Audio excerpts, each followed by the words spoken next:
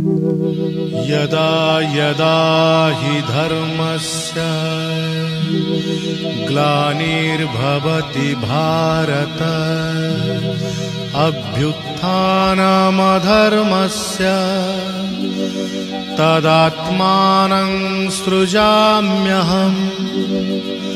परित्राणाय साधूनां विनाशाय च दुष्कृतां धर्मसंस्थापनार्थाय संभवामि युगे